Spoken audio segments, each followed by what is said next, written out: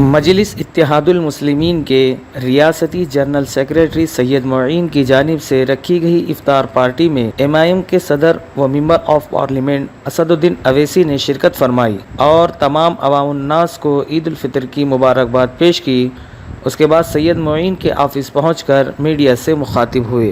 और जो कुछ भी महाराष्ट्र में जो हो रहा है वो इस बात को बताता है कि पूरे भारत में, हमारे वतन अजीज़ में मुसलमानों के ख़िलाफ़ एक नफ़रत की फ़िज़ा बीजेपी ने पैदा किया है। और दूसरा ये है कि जितने अपने आप को जो सेकुलर पार्टियां कहती हैं उनमें और बीजेपी में एक कंपटीशन हो रहा है कि सबसे ज़्यादा हिंदुत्व की आइडियोलॉजी पर कौन चलने वाला है। तो इसीलिए हम ये देख रहे हैं कि आए दिन जो इस तरह के अनाप शनाप और संविधान के ख़िलाफ़ जो बातें की जा रही हैं, ये उसी का नतीजा है कि एक मुकाबला हो रहा है और उसका खमियाजा जो है भारत के मुसलमानों को भुगतना पड़ रहा है। दिल्ली में नहीं, सिर्फ जहांगीरपुरा में नहीं चला गया ना, सेंधवा में 13 मुसलमानों घरों को तोड़ दिया गया, खरगोन में 22 घर और छोटे छोटे झोपड़ियों को तोड़ दिया गया।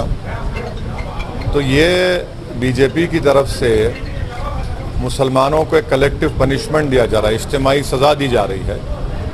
और बीजेपी खुद ये तय कर रही है कि वो खुद जज बन चुकी है और जूरी बन चुकी है, तो अब हमारे को देश में अदालत की ज़रूरत ही नहीं पड़ेगी। अगर मध्य प्रदेश का मुख्यमंत्री और आपके दिल्ली में अमित शाह साहब जो हमारे देश के होम मंत्री हैं, होम मिनिस्टर हैं, वज़ीर दाखिला हैं, अगर वो खुद ये तय करेंगे कि इसका घर तोड़ना है, तो फिर ना हमको जजेस की ज़रूरत है, ना कोर्ट की ज़रूरत है, ना पुलिस की ज़रूरत है।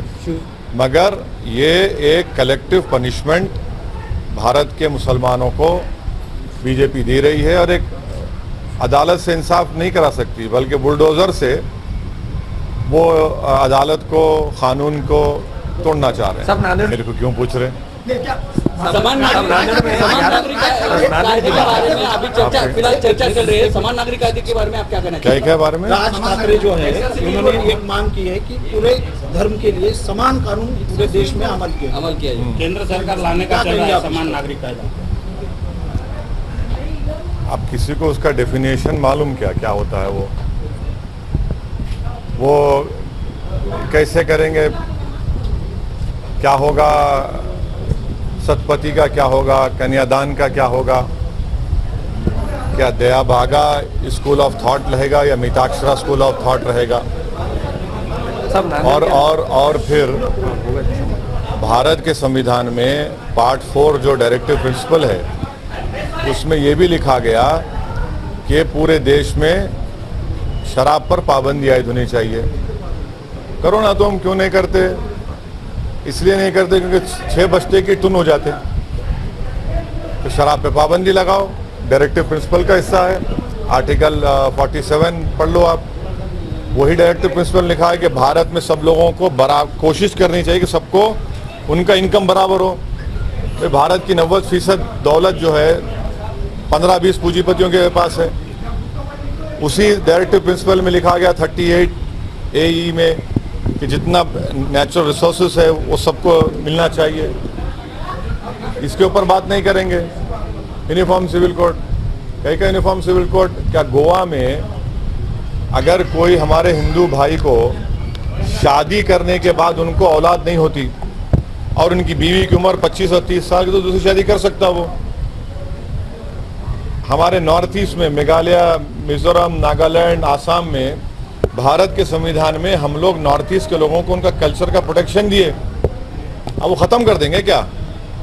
और सिर्फ मुसलमानों से नफरत की बिना पर यूनिफॉर्म सिविल कोड की बात कर रहे हैं।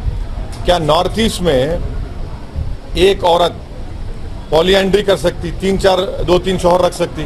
वो केस डाले सुप्रीम कोर्ट में वो लोग, बोलो उसके ऊपर। यूनिफॉर्म और कॉमन सिविल कोड में ज़मीन आसमान का फ़र्क है।